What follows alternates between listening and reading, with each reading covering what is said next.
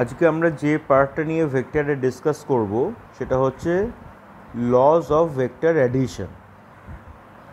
Lodge of vector অ্যাডিশনের mainly তিনটে part আছে। একটা হচ্ছে law of triangle, law of parallelogram and polygon rule. তো ফার্স্টে আমরা যে পার্টটা পড়ব সেটা হচ্ছে law of triangle. Law of triangle বোঝানোর জন্য ফার্স্টে একটা এক্সাম্পল বলা হয়েছে। এই যে এখানে যে ফিগারটাকে দেখছো, সাপোজ ধরো কোনো একজন পার্সন, সে ধরো আই পয়েন্টের থেকে জার্নি স্টার্ট করে সে পি পয়েন্টে রিচ করেছে by covering a distance of 3 metre.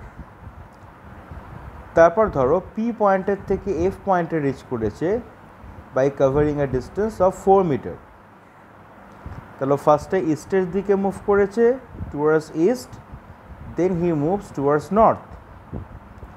তো তাহলে পরে যদি নেট ডিসপ্লেসমেন্টটা আমাকে ফাইন্ড করতে বলে, তাহলে নেট ডিসপ্লেসমেন্টটা আমি কী করে পাবো? আইএফ, এটাকে জয়েন করতে হবে। তখন ডিসপ্লেসমেন্ট মানে হচ্ছে শর্টেস্ট যে ডিস্টেন্সটা, শর্টেস্ট যে পাথটা, অর্থাৎ ইনিশিয়াল পয়েন্ট আর ফাইনাল পয়েন্টের যে কানেক্টিং লাইনটা, ঠিক আছে, ইনিশিয়াল পয়েন্ট আর ফাইনাল পয়েন্টের যে কানেক্টিং লাইনটা, সেটাই হচ্ছে ডিসপ্লেসমেন্ট। তো সাপোজ ধরো এটা ধরো একটা ফার্স্ট ডিসপ্লেসমেন্ট, এটা সেকেন্ড ডিসপ্লেসমেন্ট, তাহলে নেট ডিসপ্লেসমেন্ট হচ্ছে 5 মিটার।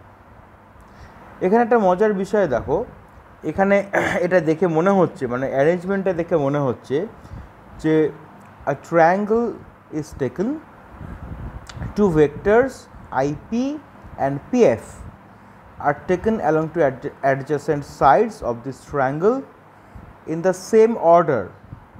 অর্ডার বলতে কোন ডিরেক্ট, মানে ক্লকওয়াইজ না অ্যান্টি ক্লকওয়াইজ, কোন অর্ডারে রয়েছে। যেমন ধরো তোমার এখানে যদি আমি একটা এরকমভাবে একটা সার্কেল যদি আমি ইমাজিন করি, তাহলে দেখো এই অর্ডারটা দেখো অ্যান্টি ক্লকওয়াইজ। তো তাহলে দুটো vectors have been taken along to adjacent sides of this triangle in the same order. তাহলে ফাইনাল আউটকামটা যে আইএফ, এই আইএফটা দেখো খেয়াল করে, this is the third side taken in the opposite order. এটা এদেরকে যে অর্ডারে নেওয়া হয়েছে তার অপোজিট অর্ডারে নেওয়া হয়েছে। তার মানে তুমি যদি এইভাবে ঘুরে আসতে, তাহলে পরে তুমি ক্লকওয়াইজ ডিরেকশন পেতে। এটাই হচ্ছে অর্ডার।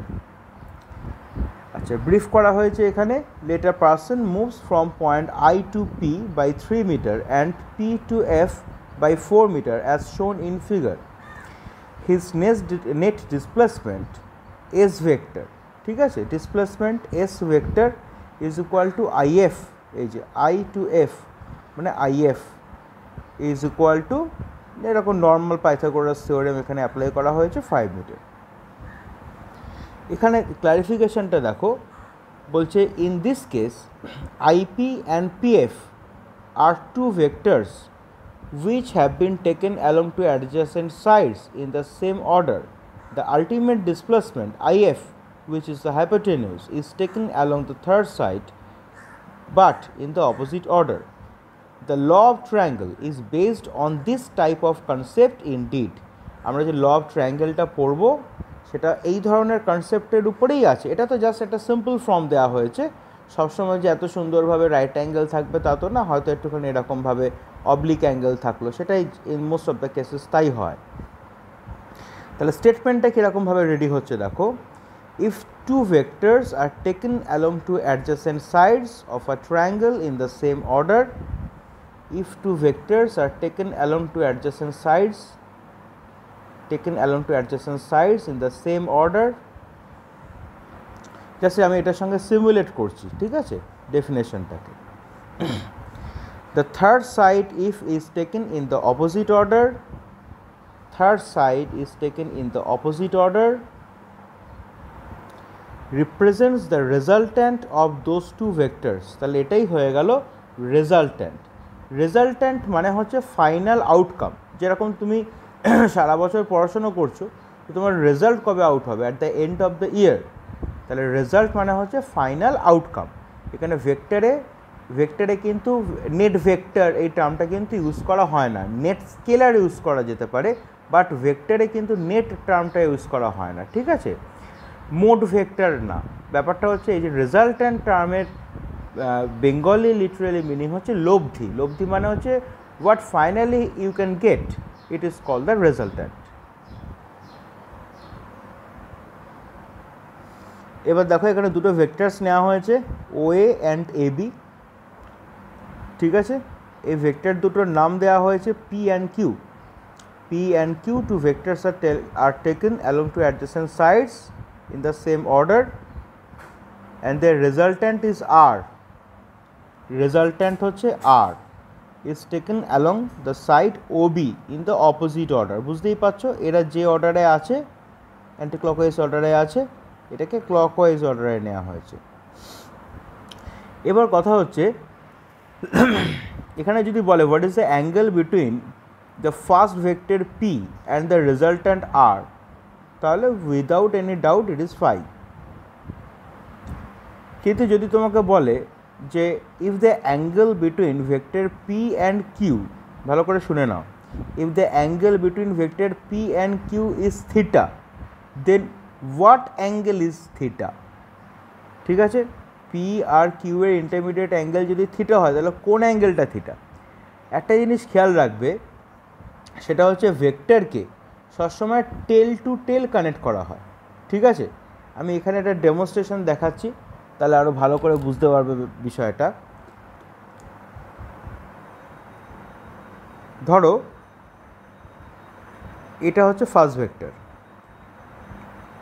আর এইটা হচ্ছে সেকেন্ড ভেক্টর।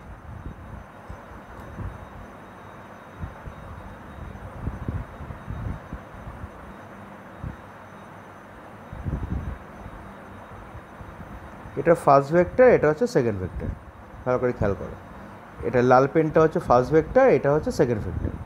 তাহলে আমি যদি বলি যে angle between the red vector and the yellow vector is theta, তাহলে পরে কিন্তু এই অ্যাঙ্গেলটা কিন্তু থিটা না, এই অ্যাঙ্গেলটা কিন্তু থিটা না। তাহলে কোন অ্যাঙ্গেলটা theta? Vectors should be connected tail to tail. তার মানে আমাকে কী করতে হবে? এটাকে এক্সটেন্ড করতে হবে, এই যে যেটা রয়েছে এটাকে এক্সটেন্ড করতে হবে, অর্থাৎ এই যে রেড পেনটা রয়েছে সেটাকে এবার আমি পুশ করছি, এই যে পুশ করলাম, এই যে এবার দেখো নাও they are connected tail to টেল। এবার এরা দেখো টেল টু টেল কানেক্টেড হয়েছে। এবার এই যে ইন্টারমিডিয়েট অ্যাঙ্গেলটা এইটা হচ্ছে থিটা। এবার খেয়াল করো এখানে, তাহলে যে পি আর কিউ এদের ইন্টারমিডিয়েট অ্যাঙ্গেল থিটা, মানে এই অ্যাঙ্গেলটা থিটা। এবার যদি বলো যে পি আর আর এর মধ্যে তো এরকম কোনো এক্সটেনশন বা কিছু করতে হলো না, তার কারণ already P and R, vector P and vector R already they are connected tail to tail. এদের প্রত্যেকের লেজ, টেল মানে কি লেজ, আর ভেক্টরের লেজ আর পি ভেক্টরের যে লেজ মানে টেল, দুটো সেম পজিশনে রয়েছে, কিন্তু এদের দুজনের টেল একই জায়গায় ছিল না। কিউ এর টেল আর পি এর হেড এক জায়গায় ছিল, ওই জন্য কী করা হলো, এই পি যেটা ছিল পিটাকে পুশ করে এপাশে সরিয়ে নিয়ে আসা হলো, পিটাকে পুশ করে এপাশে সরিয়ে নিয়ে আসা হলো। Now they are connected tail to tail. তখন এই অ্যাঙ্গেলটাকে নিলাম, কেমন, এটাকে নিয়ে এসে এই অ্যাঙ্গেলটাকে নিলাম। তো তাহলে পরে এই অ্যাঙ্গেলটা যদি থিটা হয় তাহলে then it must be 180 degree minus theta. Two vectors P and Q are taken along two adjacent sides of the triangle AOB in the same order, while their resultant vector R is taken along the third side OB in the opposite order. Two vectors P and Q make an angle theta between them, and P makes an angle phi with their resultant R, vector R. Now এবার এখানে একটু কিছু draw করে নিতে হবে প্রুফটা করার জন্য। সেটা হচ্ছে এই যে বি পয়েন্ট আছে, বি পয়েন্টের থেকে একটা পারপেন্ডিকুলার ড্র করা হয়েছে, ঠিক আছে। বি পয়েন্টের থেকে একটা পারপেন্ডিকুলার ড্র করা হয়েছে এক্সটেন্ডেড ওয়ে, সেটার উপরে বি পয়েন্টের থেকে পারপেন্ডিকুলার বিএন ড্র করা হয়েছে। এবার from right angle triangle BON, from right angle triangle BON N, এই যে রাইট অ্যাঙ্গেল ট্রায়াঙ্গেলটা আছে, এখানে ওবি স্কোয়ার, এই যে ওবি এটা হাইপোটেনিউস, তাহলে OB square is equal to ON square plus BN square. এবার ওএনটাকে তুমি ব্রেক করতে পারো, OA plus AN, OA plus AN whole square হয়ে গেল ব্রেক করলে। এবার দেখো তুমি এখানে N square plus BN square পাচ্ছ, N square plus BN square. তাহলে এবার এখানে খেয়াল করে দেখো, N square plus BN square মানে আবার এবি স্কোয়ার, কারণ এই রাইট অ্যাঙ্গেল ট্রায়াঙ্গেলের আবার বেস আর হাইটের মধ্যে পড়ে যাচ্ছে, then we can get the hypotenuse square.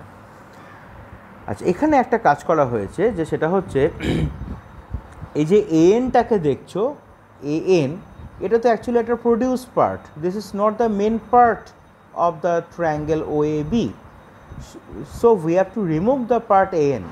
But how? ইচ্ছা হলো রিমুভ তো এইভাবে করতে পারবো না। কী করে রিমুভ করছি?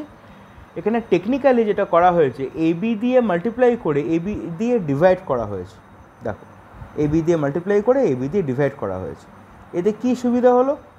তাহলে দেখো নেক্সট স্টেপে এসে ও এ স্কোয়ার প্লাস, এটা তো এবি স্কোয়ার হয়ে গেছে, প্লাস 2 ইন্টু ও এ ইন্টু এবি, হ্যাঁ, কস থিটা, যে cosine of the intermediate angle.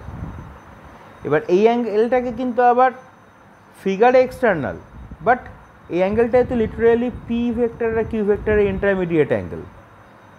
যেহেতু they are not connected, they were not connected tail to tail, they were not connected by tail to tail, সেই জন্য আমাকে produce করে অ্যাঙ্গেলটাকে এখানে দেখাতে হয়েছে, শো করতে হয়েছে। বাট এটা কিন্তু মেন পার্টের মধ্যেই পড়ছে, ঠিক আছে? মেন পার্টের মধ্যে পড়ছে না হচ্ছে এই পার্টটা, মেন পার্টের মধ্যে পড়ছে না, বিএন পড়ছে না আর এএন পড়ছে না, যে দুটো তুমি অন রিকোয়ারমেন্ট, যে দুটোকে তুমি ডেভেলপ করেছো, যে পার্ট দুটোকে। ব্যাস, তাহলে হয়ে গেল আর স্কোয়ার। তাহলে এটা তো পি, ওএ, ওএ মানে হচ্ছে পি, তারপর এবি, এবি হচ্ছে কিউ, ঠিক আছে? তাহলে P square plus Q square plus two P Q cos theta, আর রেজাল্ট্যান্ট পেয়ে গেলাম। এই রেজাল্ট্যান্টে যেটা আমরা পেলাম এটা হচ্ছে ম্যাগনিটিউড। এবার ভেক্টরে তো দুটো পার্ট থাকে, একটা ম্যাগনিটিউড আর একটা ডাইরেকশন।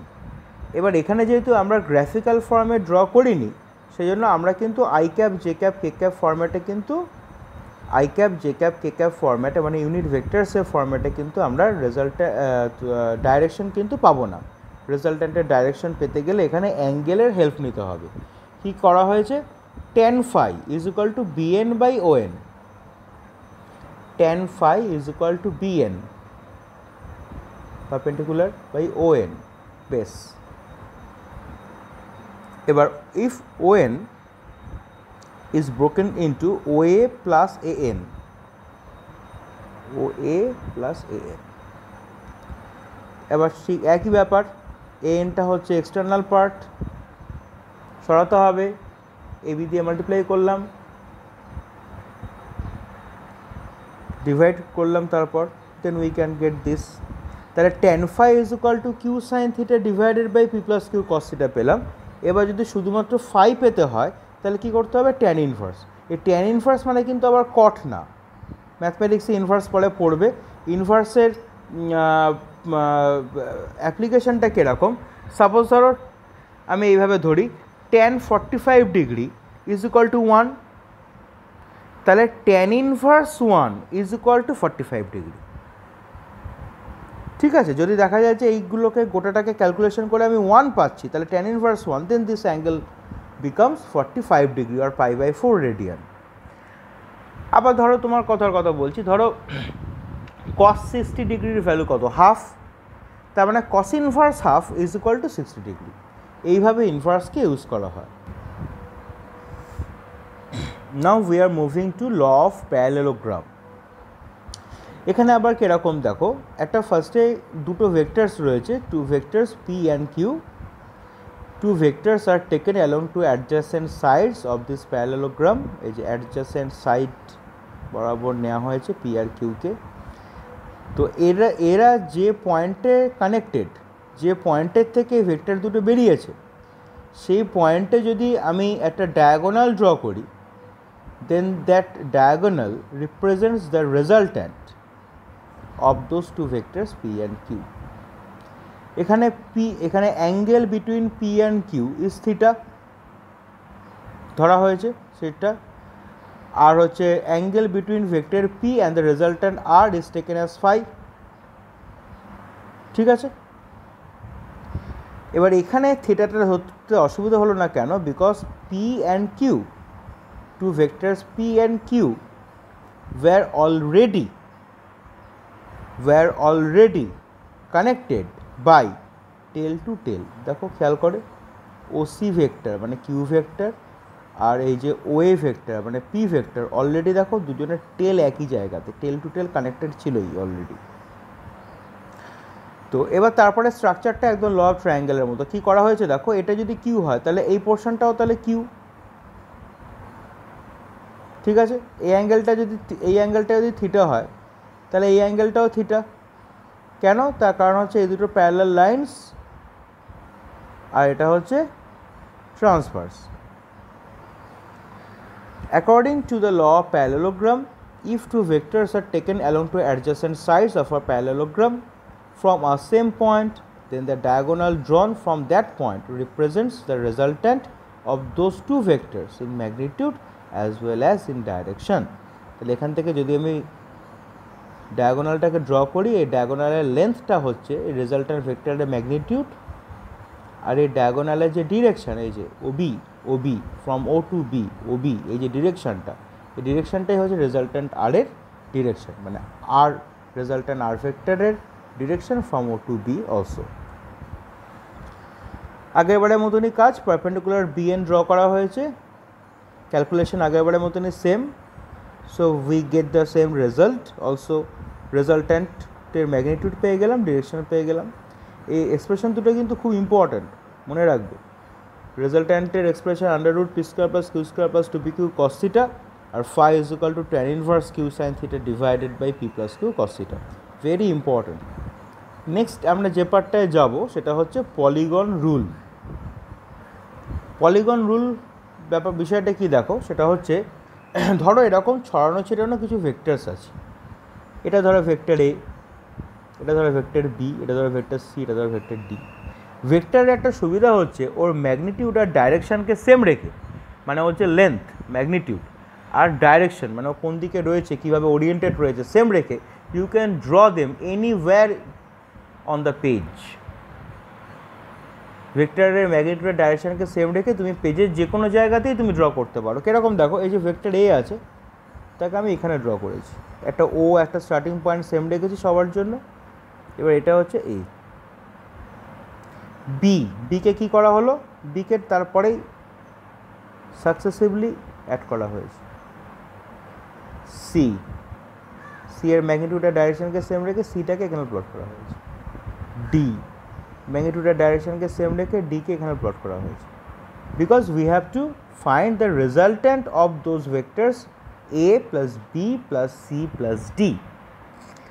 এই পলিগন রুল অ্যাকচুয়ালি কেন এটাকে রুল বলছে, আমরা ল বলার চাইতে অনেক বইতে পলিগন ল লেখে ঠিকই, বাট আমরা কিন্তু পলিগন রুলটা বলাটাই বেশি প্রেফার করব, বিকজ এটা আলাদা করে কোনো ল না, এটা হচ্ছে জাস্ট একটা succession or the successive application of law of triangle.